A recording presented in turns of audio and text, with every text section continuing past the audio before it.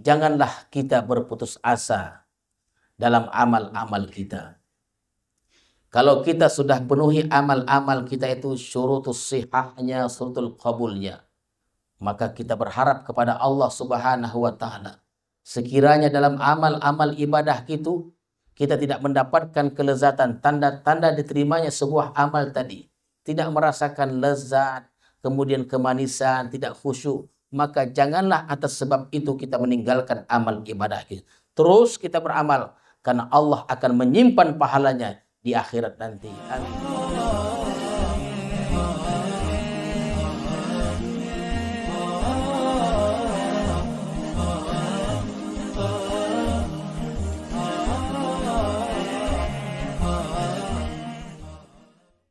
Bismillahirrahmanirrahim. Assalamualaikum warahmatullahi wabarakatuh.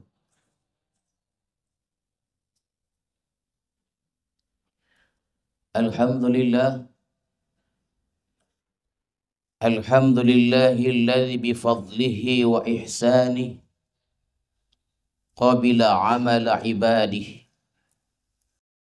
wa ja'ala al-halawata wal hudura alamatan liqabulihi.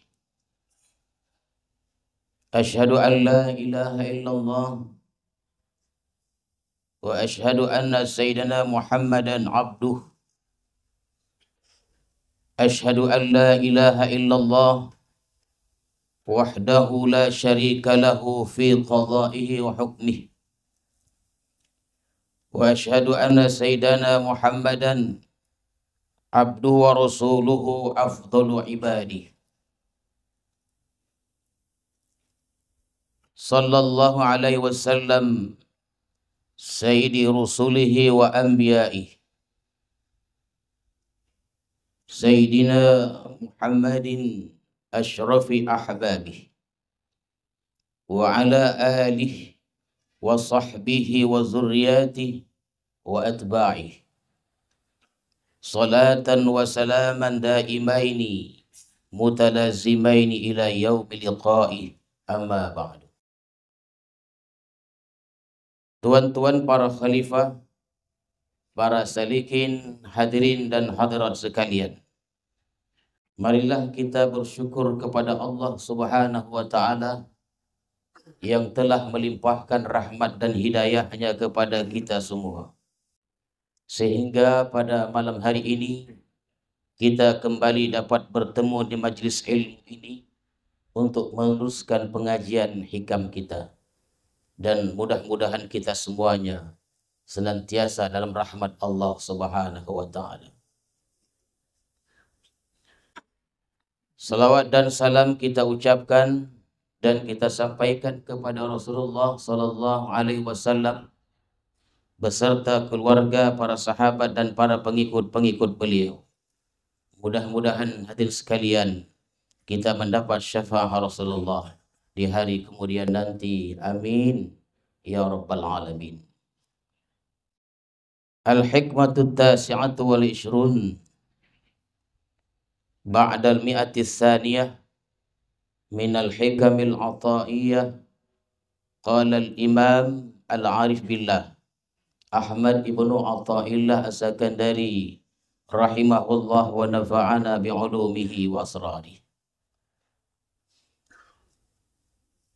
Maka pada hikmah yang ke-219 ini telah berkata pengarang Imam Ahmad ibnu Atha'illah as-Sakandari rahimahullah wa nafa'ana bi'ulumihi wa asrari. Kata beliau, la tay'as min qabuli amal lam tajid fihi wujud al-hudur, farubbama qabila min al-amal ma lam tudrik samaratahu ajilan. Janganlah engkau berputus asa dari diterimanya amal ibadah yang mana engkau tidak mendapati pada amal itu akan kehadiran hati bersama Allah.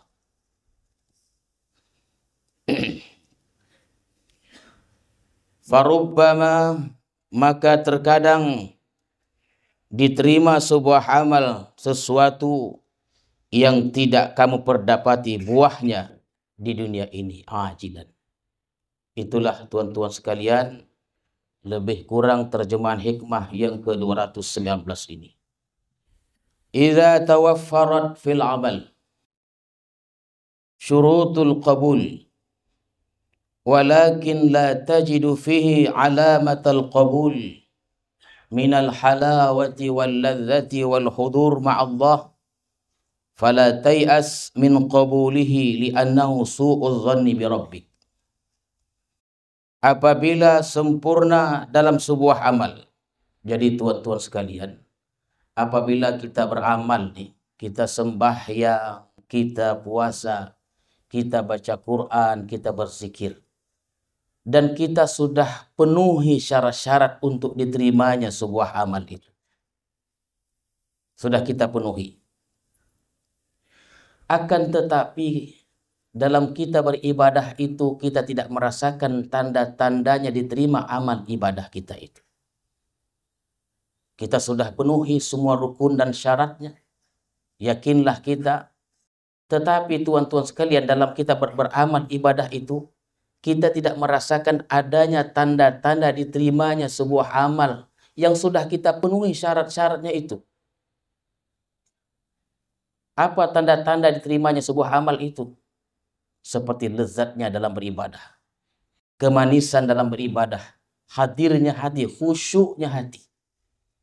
Oleh karena itu, kalau kita mengalami hal yang demikian, sudah kita penuhi syarat-syaratnya untuk kita beramal ibadah, tetapi kita tidak mendapatkan, merasakan tanda-tanda diterimanya amal ibadah kita, Al-Imam berkata, fala tay'as, janganlah engkau berputus asa dari diterimanya amal ibadah kita itu, dan janganlah coba-coba engkau buruk sangka, tuan-tuan sekalian, menganggap amal itu tidak diterima oleh Allah Subhanahu wa taala, karena anggapan seperti itu merupakan buruk sangka kepada Allah. Lain halnya kalau wudu tak sempurna, rukun tak cemano, sembahyang kita lalu merasa tidak ada tanda-tanda tidak diterimanya amal ibadah itu lain halnya. Memang betul. Kenapa? Karena tidak sempurna syarat dan rukunnya itu, tuan-tuan sekalian. Oleh karena itu, kalau kita sudah penuhi syarat-syaratnya untuk diterima sebuah amal ibadah itu, lalu kita tidak merasakan tanda-tanda diterimanya amal ibadah ketika kita beramal ibadah itu, maka jangan berputus asa. Jangan kita menganggap itu tidak diterima oleh Allah Subhanahu wa taala, karena itu adalah buruk sangka kepada Allah. Wala yanbaghi laka an tatrukal amal li'adami hudurika fih, dan tidaklah pantas bagi meninggalkan suatu amal ibadah itu yang tidak ada kehadiran hati engkau pada amal ibadah itu. Jadi tuan-tuan sekalian, jangan kita malas. Ya. Jangan kita malas. Tak mau kita baca Quran. Tidak mau kita berzikir kepada Allah Subhanahu wa taala. Kenapa tak mau? Tak khusyuk. Maka jangan tinggalkan hal yang demikian, tuan-tuan sekalian. Itu bukan alasan. Maka dalam hikmah yang ke-47, hikmah yang sudah lama, dalam hikmah ke-47 ada disebutkan, la tatrukiz dzikra li'adami hudurika ma'allah fih, li'anna ghaflataka an wujudi dzikrihi asyad min ghaflatika min wujudi dzikrih. Janganlah engkau tinggalkan berzikir pada Allah karena alasan tiada hadir hati engkau pada zikir itu. Karena lalainya engkau berzikir itu lebih jahat, lebih buruk daripada lalai dari berzikir itu, tuan-tuan sekalian. Jadi hadirin dan hadirat sekalian, ayuhas salikun, orang-orang suluk, kita berzikir kepada Allah, mengucapkan Allah, Allah, Allah. Kita berzikir la ilaha illallah, la ilaha illallah. Akan tetapi dalam kita berzikir Allah, Allah, la ilaha illallah, hati kita tak kemana-mana. Kita berzikir 5.000, Allah, Allah, hati kita hinggap ke rumah kita. Hati kita pergi jauh ke kampung halaman kita. Ingat makan, ingat minum, ingat pekerjaan. Ini lebih baik daripada kita tidak berzikir sama sekali. Bantailah kalau begitu. Jadi kalau kita berzikir dan pikiran kita tak kemana hinggapnya, ini lebih baik daripada sama sekali kita tidak berzikir kepada Allah. Tapi adalah usaha untuk khusyuk tuh tuan-tuan sekalian. Jangan mentang-mentang saya bercakap begini, mudah rupanya. Jadi kalau kita berzikir, zikir apa saja dan sebagainya, dan hati kita entah kemana-mana perginya, berzikirlah, tak apa-apa. Karena ini lebih baik dari sama sekali kita tidak berzikir kepada Allah. Al-Ghazali berkata dalam kitab Ihya Ulumuddin, kata beliau, kita berzikir Allah, Allah, Allah, kata beliau. Kita berzikir la ilaha illallah, walaupun hati kita hinggap entah kemana perginya, tapi kita berzikir, itu ada nilai ibadahnya, ibadah mulut, ibadah lisan, tuan-tuan sekalian. Walau hati entah kemana, tapi ada nilai ibadahnya yang dinilai. Di mananya? Di mulutnya, di lisannya. Jangan sampai sekian lama kita hidup, tidak satu pun anggota badan kita yang berzikir kepada Allah. Mulut pun tidak, kan malu kita kepada Allah. Oleh karena itu, la yambaghi laka an tatrukal amal li'adami hudurika min aw li'adami ujdanil halawah fih. Jadi tuan-tuan sekalian, kalau begitu aku tak mau beramal lah. Karena tidak ada lezatnya, tidak ada khusyuknya, tidak ada manisnya. Jangan berkata demikian. Oh, aku juga tidak mau membaca Quran karena tidak nyaman. Jangan sampai demikian. Bacalah Quran itu. Walaupun kita tidak khusyuk. Khusyuk ini sesuatu yang sangat berat sekali. Kenapa demikian? Farubbama qabilallah minal amal ma lam tudrik samaratahu ajilan fayu'tika thawabahu fil akhirah. Maka terkadang Allah menerima amal sesuatu yang tidak kamu perdapati buahnya di dunia, maka dia berikan pada engkau pahalanya di akhirat.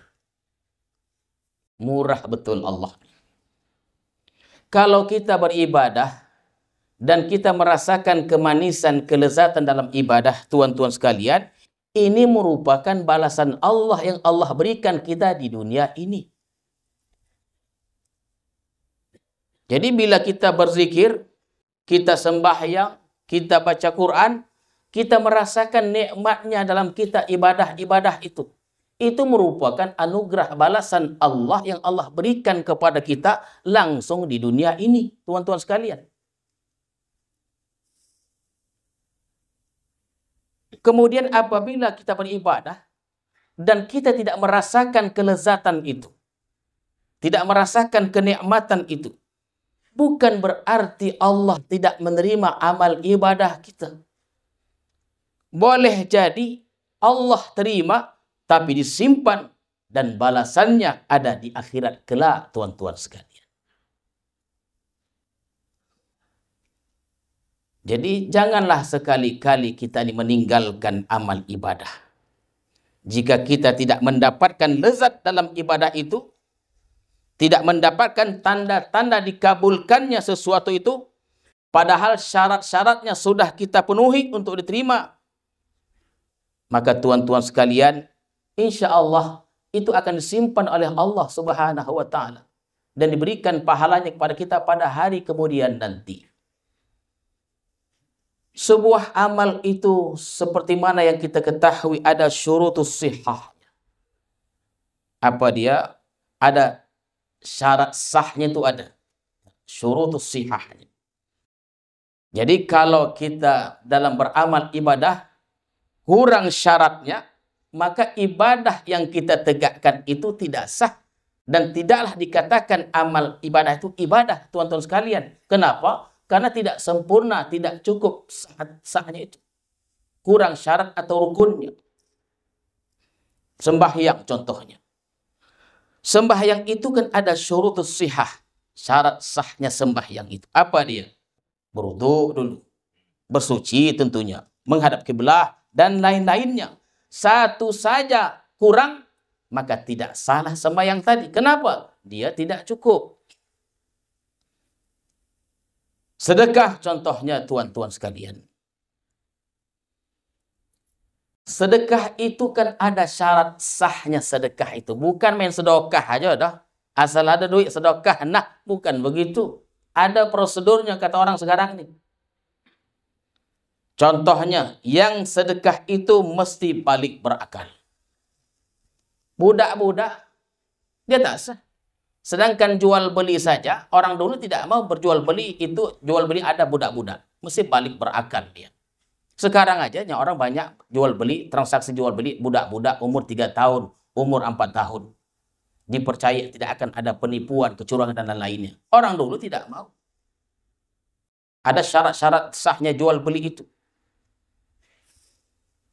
Jadi tuan-tuan sekalian, sedekah tadi, syarat sahnya itu adalah balik berakal. Apalagi, mesti harta sendiri. Jangan kita sedekah pada uang harta curian. Kita ambil jambu uang, pergi ke rumah dia. Ini tuan, ini sedekah. Berpuluh saya manjek, puan curi punya. Ini dia tak boleh tuan-tuan sekalian. Jadi di antara syarat sah sedekah itu mesti balik berakal dia. Apalagi mesti harta sendiri. Bukan harta orang yang sedekahkan. Bukan harta orang lain itu yang disedekahkan. Itu adalah syarat sah sebuah sedekah. Bila syarat sebuah ibadah itu sudah kita penuhi, tuan-tuan sekalian, syarat sah sebuah ibadah itu sudah kita penuhi. Sembahyangkah dia, puasakah dia, zikirkah dia, baca Quran dan sebagainya, maka dicari pula yang namanya syurutul qabul. Apa ada syarat diterima sebuah ibadah itu? Ada syarat sah, ada syarat diterimanya sebuah ibadah itu. Selalu kita sebutkan bahawa tidak setiap yang sah itu diterima, tapi setiap yang diterima itu pasti sah hukumnya.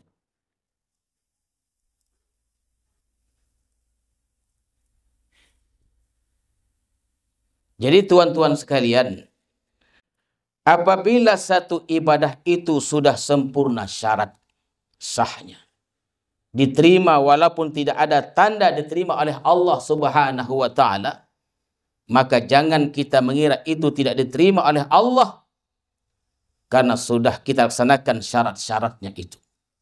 Sekarang syarat-syarat kabulnya untuk diterimanya sebuah atau satu amal ibadah itu. Tadi syarat sah, syaratul qabul, syurutul qabul. Tuan-tuan sekalian, ini pun pernah kita sampaikan pada hikmah yang ke-93 tentang syurutul qabul ini. Allati la budda an tutawaffar, yang tidak boleh tidak disempurnakan. Kalau kita ingin ibadah kita diterima oleh Allah Subhanahu wa taala, maka tidak boleh tidak mesti disempurnakan. Dengan apa? Setengahnya minha, setengahnya al-ikhlas, dengan ikhlas. Tak boleh tidak, ini mutlak tuan-tuan sekalian.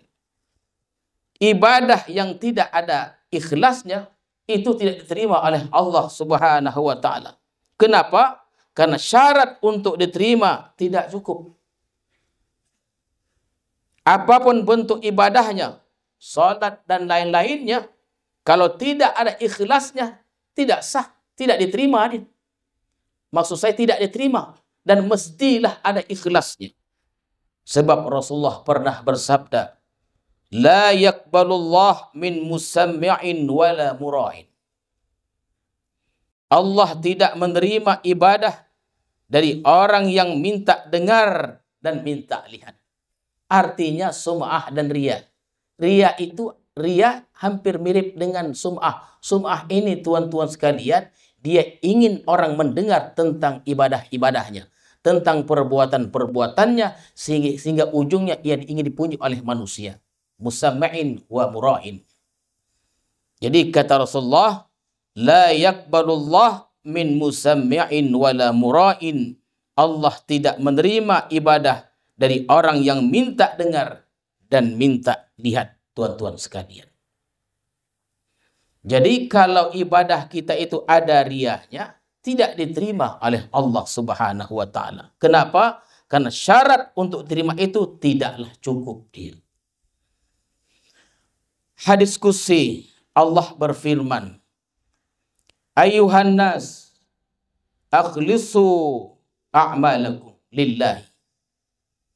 Fa inna Allah la yakbalu al-a'mala illa ma khalasalah. Wahai manusia, ikhlaskan amal ibadah kalian untuk Allah, lillahi. Karena Allah tidak menerima pada amal-amal ibadah kecuali yang ikhlas karenanya. Tuan-tuan sekalian, oleh karena itu, untuk menyamankan kita dalam beribadah ini, para ulama itu membagi ikhlas itu kepada 3 bagian. Jadi ikhlas itu ada bagian-bagiannya, ada tingkatan-tingkatannya, supaya nyaman kita beribadah kepada Allah Subhanahu wa taala. Ada ikhlas itu yang rendah dia, ada yang sedang, ada yang tinggi. Semuanya ikhlas, baik yang pertama, baik yang kedua, ataupun yang ketiga dinamakan ikhlas. Tapi ikhlas itu berbeda-beda, tuan-tuan sekalian. Ikhlas yang paling rendah itu cemana pokoknya. Ikhlas yang paling rendah dikatakan ikhlas juga. Orang yang ikhlas seperti ini, ikhlas juga namanya. Tapi rendah dia ikhlasnya itu. Macam mana dia? Orang yang beramal ibadah karena takut akan siksa neraka. Sembahyang dia dengan rajinnya. Puasa rajin. Ditanya kenapa? Takut mati masuk neraka, takut mati disiksa di kubur. Ikhlas. Ikhlas juga namanya. Ini ikhlas yang paling rendah. Ada ikhlas pertengahan. Yang kedua, tingkatan ikhlas yang kedua, beribadah terdorong karena janji-janji pahala dari Allah Subhanahu wa taala. Dia sembahyang, dia puasa, dia beramal ibadah-ibadah yang lainnya. Karena apa? Karena mengharapkan surga Allah Subhanahu wa taala. Ini ikhlas juga namanya. Imam Al-Ghazali mengatakan, Al-amalu ala rajai a'la minal amali alal khawfi. Artinya, orang yang beribadah itu karena mengharapkan surga, itu lebih baik dari orang yang beramal ibadah karena takut akan api neraka. Dan ikhlas yang paling tinggi pula, tuan-tuan sekalian, adalah orang yang beribadah ini hanya semata-mata menjunjung tinggi perintah Allah Subhanahu wa taala. Andai kata Allah tidak sediakan surga, andai kata Allah tidak ciptakan neraka, orang yang pada ikhlas ini tetap beribadah kepada Allah Subhanahu wa taala. Dia beribadah bukan karena surga, dia beribadah bukan takutnya api neraka, tapi dia sembahyang, dia puasa, dia baca Quran, dia berzikir dan lain-lainnya semata-mata untuk menjunjung tinggi perintah Allah Subhanahu wa taala. Kita kalau sudah mengatakan ini, teringatlah kita untayan syair Rabi'ah Adawiyah yang selalu kita sebutkan di majelis ini. Kita ulang lagi, begitu hebatnya hamba Allah ini. Yang kita mungkin tak bisa kita mencontohinya. Tak berani pun kita membaca syair yang dibacakan oleh Rabi'atul Adawiyah itu. Macam mana syairnya? Kata beliau, Ya Allah, andai aku sembahyang, andai aku puasa, aku baca Quran, aku berzikir, dan aku beramal ibadah siang dan malam, karena mengharapkan surgamu, masukkan aku ke dalam neraka. Tak tolak kita Tuhan. Dalam doa-doa kita ini, ya Allah masukkan aku dalam surga. Jauhkan aku dari neraka-Mu. Ikhlas juga namanya. Jadi syarat untuk diterimanya amal ibadah itu adalah ikhlas, tuan-tuan sekalian. Jadi walaupun ikhlas itu terbagi kepada 3, ikhlas juga namanya. Adapun yang zahir al-halalu fi jami'i mabik, halal sekalian yang ada dengan engkau. Itu syarat yang diterima juga, tapi itu yang bersifat zahir, tuan-tuan sekalian. Rasulullah SAW bersabda, innallaha thayyibun la yakbalu illa thayyiba. Wa innallaha amara al-mu'minin bima amara bihil mursalin. Faqala ta'ala, ya ayyuhar rusulu kulu min thayyibati ma razaqnakum wa'malu salihah. Wa qala ta'ala, ya ayyuhalladzina amanu kulu min thayyibati ma razaqnakum. Summa dzakara ar-rajula yutilu safara ash'asa aghbara yamuddu yadayhi ila sama ya rabbi ya rabbi. Wa mat'amuhu haramun wa mashrabuhu haramun wa malbasuhu haramun wa ghudhiya bil haram fa anna yustajabu lidzalika. Sesungguhnya Allah itu baik dan tidak menerima kecuali yang baik, dan bahwa Allah menyuruh orang beriman dengan sesuatu yang Dia suruh pada Rasul-Rasulnya, tuan-tuan sekalian. Allah berfirman, wahai para Rasul, makanlah yang baik-baik dari rizki yang kami berikan dan beramallah amal yang salih. Allah berfirman lagi, makanlah dari yang baik yang kami berikan rezeki kepada kalian. Lalu Nabi menyebutkan seorang yang lama dalam musafirnya, tuan-tuan sekalian, yutilus safar. Keadaan orang musafir itu kusam berdebu, kata Rasulullah. Dia mengangkat tangannya ke langit dan sambil dia berkata, ya Rabb, wahai Tuhanku, wahai Tuhanku. Tetapi makannya yang haram, minum ada yang haram, pakaiannya ada yang haram, diberi makan dengan yang haram. Fa anna yustajab lidzalik, atau lahu, mana mungkin diterima baginya, tuan-tuan sekalian. Jadi dalam tubuh kita ini ada sesuatu yang tidak halal, lalu kita bawa beribadah kepada Allah Subhanahu wa taala, itu sudah keluputan satu syarat untuk dipenuhi, tuan-tuan sekalian.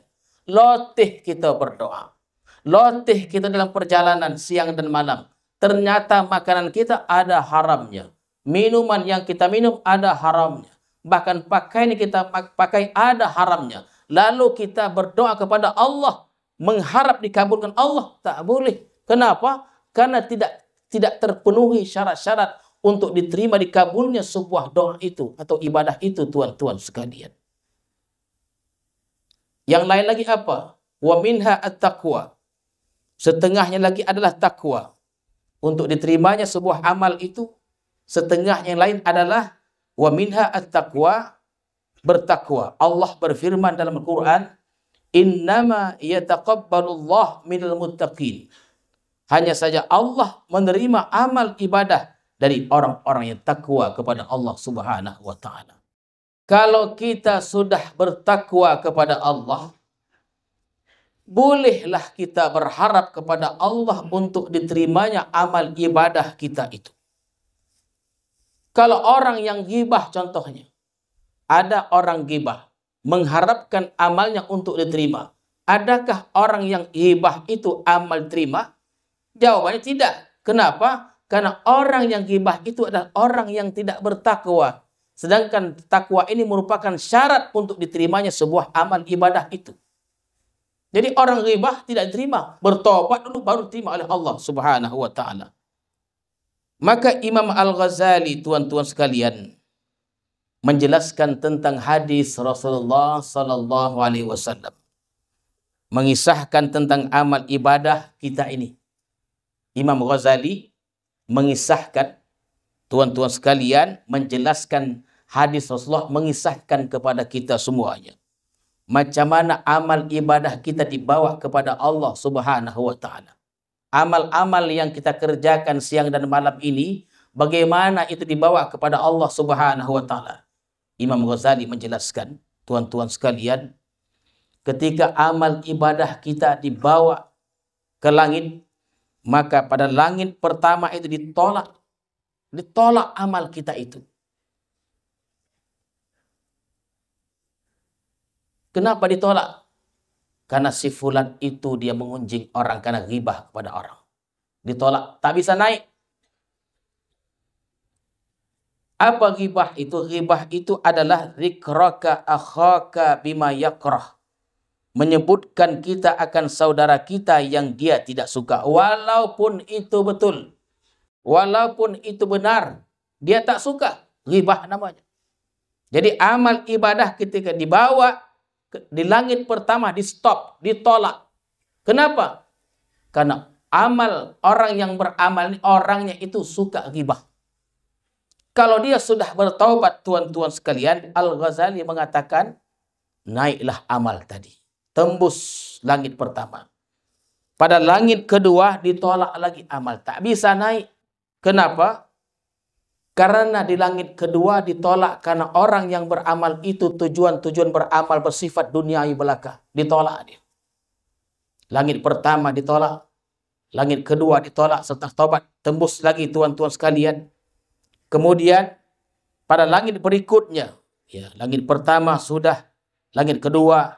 Langit ketiga ditolak lagi karena orang itu sombong. Ditolak dia. Kemudian naik lagi ke langit berikutnya. Langit pertama sudah lulus. Langit kedua lulus. Langit ketiga lulus. Sampai ke langit keempat ditolak. Karena orang tadi ujub, tuan-tuan sekalian. Langit pertama lulus. Langit kedua lulus. Langit ketiga, empat dan lulus. Dan naik ke langit berikutnya. Tuan-tuan sekalian ditolak karena ada dengki dalam hatinya. Kemudian pada langit yang keenam ditolak karena dia tidak penyayang kepada makhluk Allah Subhanahu wa taala. Jadi tuan-tuan sekalian, amal-amal ibadah kita ini ketika itu akan ditolak setiap langitnya kecuali kita bertaubat kepada Allah dengan dosa-dosa kita itu. Maka dalam hadis disebutkan ana inda dhanni 'abdi bi, aku ini menurut sangkaan hambaku denganku. Jadi kalau kita menyangka baik kepada Allah Subhanahu wa taala, tuan-tuan sekalian, bahwa Allah sayang kepada kita, sangkaan kita, maka Allah akan sayang kepada kita. Kalau kita sudah lakukan ibadah dengan syarat-syarat yang sempurna, kita sudah penuhi syarat-syarat itu, lalu kita berharap kepada Allah, dan kita menyangka bahwa Allah akan menerima amal ibadah kita, maka Allah akan terima amal ibadah kita itu. Kenapa? Karena ana inda dhanni 'abdi bi, aku ini menurut sangkaan hambaku denganku. Jadi oleh karena itu tuan-tuan sekalian, di penghujung majlis ilmu kita ini, janganlah kita berputus asa dalam amal-amal kita. Kalau kita sudah penuhi amal-amal kita itu syurutus sihahnya, syurutul qabulnya, maka kita berharap kepada Allah Subhanahu wa taala. Sekiranya dalam amal-amal ibadah itu kita tidak mendapatkan kelezatan, tanda-tanda diterimanya sebuah amal tadi, tidak merasakan lezat, kemudian kemanisan, tidak khusyuk, maka janganlah atas sebab itu kita meninggalkan amal ibadah itu. Terus kita beramal karena Allah akan menyimpan pahalanya di akhirat nanti. Amin ya rabbal alamin. Ini saja yang dapat saya sampaikan tuan-tuan sekalian. Hikmah yang ke-219 ini. InsyaAllah pada minggu berikutnya kita akan sambung kembali. A'udzubillahi minasyaitonirrajim. Bismillahirrahmanirrahim. Alhamdulillahirabbil alamin. Wassalatu wassalamu ala asyrafil mursalin wa ala alihi wa sahbihi ajmain.